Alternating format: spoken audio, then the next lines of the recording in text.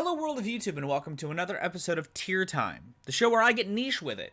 And what better way to get niche with it than to revisit a subject I haven't visited in like 10 years? Doctor Who, ties into the 2012 is a long time ago gag, while also being timely to a niche part of the internet by putting all of Christopher Eccleston's episodes from his run as the Ninth Doctor in the one season that he did in a tier fashion from worst to best, going in chronological order of when they aired. While they are getting nostalgic themselves by bringing back David Tennant to play a different incarnation of the Doctor, I'm going to pay homage to the man who carried the show on his back for a season and brought it back in glorious splendor. Is this my favorite New Who season? No, but similarly to a lot of New Who, its inconsistencies are pretty noticeable and pretty juxtaposed between the moments that do shine. And I think that this season at least does a really admirable job at sort of reviving or reimagining the classic formats into this streamlined form, into this more modern serialized form, while also having things like the overarching story parts from where Classic Who left off and, doing fun ideas with, the Doctor still in a modern day. I think that this is a very solid season, and it's a good introduction to the character for a modern eye, in my opinion. This is the season I started with, even if it wasn't during the time that it aired. It's what I started when I started watching Doctor Who, and I've been rewatching it and trying to catch up on the show, kind of, because I've got loose interest in it again, given the show is, in a big reimagining. I want to catch up on what I missed. I want to pick up where I left off. I'm excited, but I figured why not talk about Eccleston. He's a great Doctor, in my opinion. I feel like he does a good job at doing that survivor of the Time War attitude that the Doctor would have. I like that Rose, as a counterpoint to that, helps open him up to the world again. I like that while the first half of the season does feel like a imagining of Classic Who ideas, the second half does good payoffs to some of the planting in that first half, introducing new characters and behind-the-scenes staff that would make a big influence on the show for years to come, while also showing the scale that the show can reach as far as threats in varying degrees, And I like that right down to its first episode, it's got Classic Who ideas like the Autons, which are probably one of the weaker one-off enemies to be reintroduced, but I think it's funny, and I think that it does a decent job at bringing the character in a way that doesn't feel too outlandish and dramatic. I like the scale of this episode. It's an Earth episode, but it's not an Earth episode in like the Third Doctor sense. It's very intimate and compact, and it reintroduces the players at hand pretty admirably, because you've got Mickey, you've got Jackie, obviously Rose and the Doctor, you get to see their relationship burgeon. It's a fine enough episode. Is it my favorite episode in the season? No, and it's partially because, one, some of the ideas are just hilarious in all the wrong ways. But I feel like it's good. It's solid enough. It's a decent reintroduction. I'm going to put it in the B tier because when the show is bad, it's much worse than this. When the show's lows really shine, it's in a worse sense than here. The Autons being the enemy, it's fine. It's a fun, weird callback. Something that I think when Who does it well, it's pretty fun, and it's fun in this. But I like how it goes from this to the absolute extreme other end of the spectrum by having the end of the world. The Doctor does this a couple more times throughout his tenure in the 2000s, especially, going to the outer reaches of time and space. And I feel like the end of the world has its moments, and I know that it's trying to do a future story to the farthest degree in a way that, again, could reach the average Joe in the mid 2000s, but it's just not my favorite story. I also don't like the antagonist, the last living human over here. I don't like her, and I think that it's not the best character. Some of the other alien designs are great. The face of Bo is introduced in this, who plays a hand throughout New Who by and large, but it's just not my favorite episode in the season. It's not my least favorite either, but it's not my favorite. And of course, if you're going to go to the future in a time machine show, you got to go immediately to the past. And The Unquiet Dead is a much better episode if we're talking like the juxtaposition between future and past. I think that the enemy in this is more of a threat. You know, I like that it sort of takes the idea of like a ghost story and injects some science into it. I like Charles Dickens in this episode. This is a pretty decent episode of the show, in my opinion. You know, I feel like it does what the show's doing so far in streamlining ideas within Classic Who in the form of a past style story, and I think it does it well. I think that this is a pretty strong episode in the show, in my opinion, and it's easily the best out of the first three, and the strongest until, you know, past the halfway point in the season. You know, I think the look of the episode comes together well. I think that it is a good, strong episode.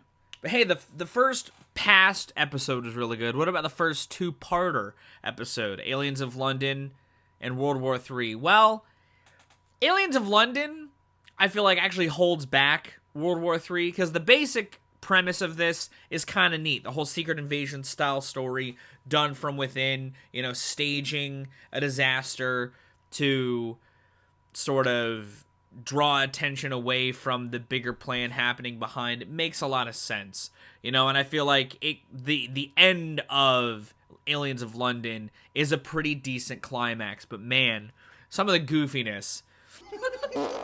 Oh, excuse me. Oh. What's going on here? Where's the rest of the cabinet? Why haven't they been airlifted in? I cancelled it. They don't need to get in the way. Oh, there I go. Oh. It's just one bridge too far. I like the design of the aliens by and large in this story. I feel like, again, the climax is pretty intense. It introduces a player at hand that would be important for the season to come after this. It's another planting moment that I think gets paid off pretty amicably, but the story itself just isn't as strong as it could be because of some of the goofiness that holds it back. I'm gonna put it in the C tier. You know, I like the effect. I like the effect that they keep hammering home in this. But man, I can't with all those fart jokes, man. I just really can't. Now, while the first two-parter was sort of a two-part mess to some degree, I think that the reintroduction of the Doctor's biggest threat in Dalek is actually a relatively strong episode. You know, I like that it almost feels like a spit in the face of anyone who wanted like an Americanized Doctor Who, while having this take place in Utah. You know, I like the interactions between the Doctor and the Dalek in this. I feel like it shows the real pain the Doctor's feeling in a good way, and lets stuff that's kind of been building up throughout these episodes come out in a more intense fashion. I enjoy components of this episode, but I don't like the look of this episode. I don't like the look of this bunker. I don't like that it really mostly takes place in this, or solely takes place in this bunker. I just don't like the episode's look by and large. There's a handful of Doctor Who episodes that have stuff like this, and I never like when it happens usually. You know, it's good in some instances, but in the case of Dalek, I think that while the set piece makes sense, I just think it's just kind of a dull set piece in this episode. I think that it's good, though. I think it's got good ideas. I think that similarly to this episode, it does plant some ideas that get paid off later on in the season, but I don't know. It's great, it's good, but it's not like super great. I'm putting it in the B tier. I do like components of it, but not the episode as a whole. And there's better Dr. Dalek episodes by and large, but I think that this is a solid reintroduction of the character into the show in this non-serialized format.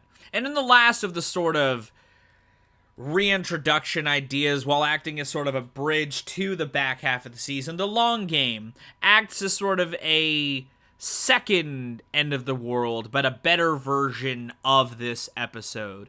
You know, it's a doomed space mission story, kind of, while also more acting as like a discussion point for like time travel in a show like this in a modern sense, while also having some discussions of like media control and all that sort of stuff by having the set piece of Satellite 5, which I like the set piece of Satellite 5 more than the set piece of the End of the World if we're talking like space station set pieces. I like Simon Pegg in this episode. He's pretty great in it. And while I think that parts of this episode feel a bit too much like retreading old ground a little too quickly, I think that the episode's strength set it above components of this that I think fall a little flat when trying to tell that type of story.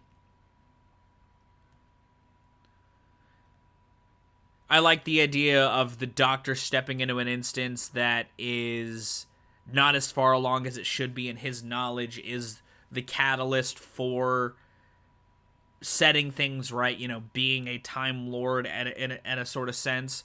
You know, I think that it's a strong episode in my opinion. You know, out of the future-based stories, it goes hand in hand with my favorite, maybe not. I like it more than this, but not as much as some of the episodes in the back half coming up.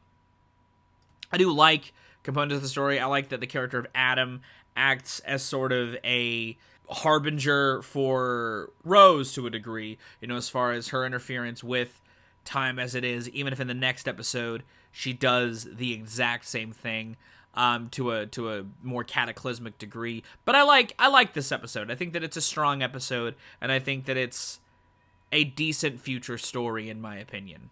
Father's Day is the first all-around fantastic episode of the season, in my opinion. You know, it's the first one I'm putting in the S tier. I think that Sean Dingwall is great as Rose's dad. I feel like the idea of living in this paradox is a really good episode concept. You know, it's an episode that could only exist during this era of Doctor Who where the Time Lords are absent, and I feel like it's a strong showing of that. It's honestly something that I kind of wish they did more of, these like pocket paradox episodes, just because like, and they do them sometimes, but like this is a really strong showcasing of a concept of an episode. It's like if the Langoliers were less cringy. It's just a really good idea that's simple but effective and fleshes out this aspect of Rose's life strongly. And off the heels of that, we get the other best episode of the season with The Empty Child and the Doctor Dances. Another period piece, this time taking place during World War II, during a fight taking place in London. And it is also the introduction from a behind-the-scenes standpoint of one Stephen Moffat.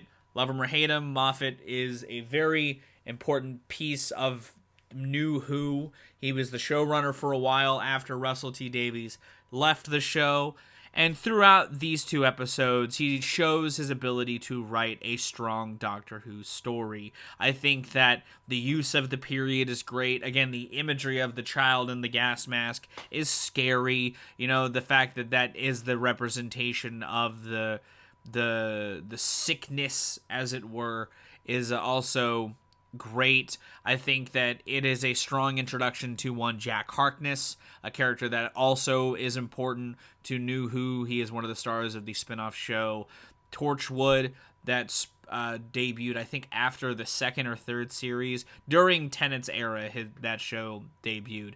But it's two very strong episodes that have a good use of like light horror with a really optimistic ending for once. You know, a lot of this story so far has dealt with like a good ending, but at the cost of sacrifice. And I like Eccleston's speech at the end of the Doctor Dances. I think that they are a good 1-2 punch of drama. I think they're strong episodes, and they stand with Father's Day as like the best of the season, in my opinion. You know, I think that they're period pieces through the eyes of Doctor Who done well. It's a period piece done through the eyes of Doctor Who well, in my opinion. I like it. I think it's a strong ass story. And it's kind of sad that the season takes a hard pivot from this point in quality, because Boomtown is my least favorite episode of the season, and I don't think it's all that strong of an episode. It feels like a filler episode of a show.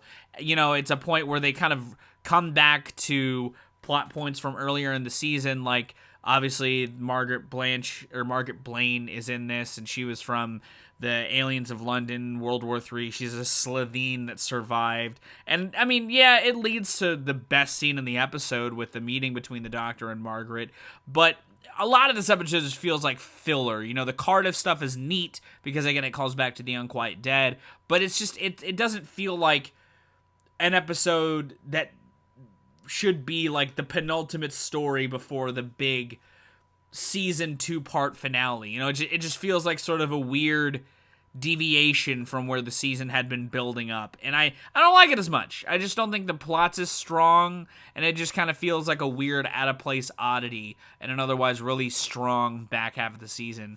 With that being said, Bad Wolf and the Parting of Ways is also going in the S tier. It's a really strong finale that has some good moments within the game show stuff in Bad Wolf, like with the Weakest Link integration, the Jack Harkness being flirtatious with the robot scene is funny in a very Doctor Who sort of way, and I like components of this episode a lot, and I think that it builds to a strong climax with again, similarly to the Empty Child being a good cliffhanger before the Parting of Ways wraps everything up in a really nice bow. I like the full reintroduction of the Daleks throughout this. I feel like they feel like much more of an ominous presence than they were in Dalek. It really shows the scale at which the Doctor was afraid of this entire time. I enjoy that it pays off stuff from all these episodes through the Bad Wolf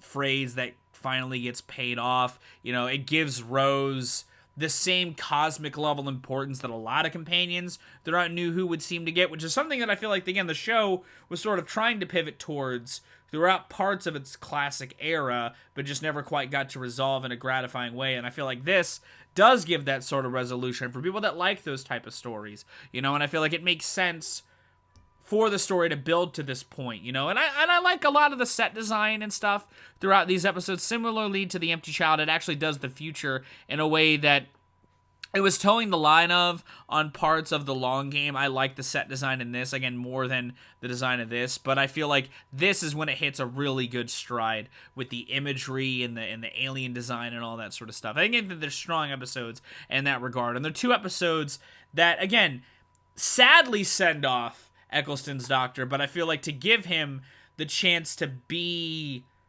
especially coming off the heels of this, give himself one last chance at another moment like this is a good thing for this character to be sent off with. You know, I like this. I like these episodes. I think that they're a strong closing, and I think that they're really fun episodes in a way that feel like what makes exhilarating, full-stakes classic Who exciting is done well in these episodes. You know, I've seen old Regeneration episodes in the past, and this mirrors some of the highs that those Regeneration stories reach, in my opinion. I think that it's a strong closing for this Doctor, and I'm glad that they got to let him end on such a high note, in my opinion. You know, is that my favorite Regeneration episode of New Who? No, but I honestly think it kind of gets to the point in a way that works for this. Again, to sort of introduce the idea of regenerating to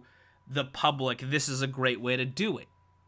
And it's strong. And that's my ratings on the Ninth Doctor's stories by and large. How would you rank the Ninth Doctor episodes? Let me know in the comments down below. What do you think of the Ninth Doctor, Christopher Eccleston? Are you glad that he's back to being associated with the show more intensely?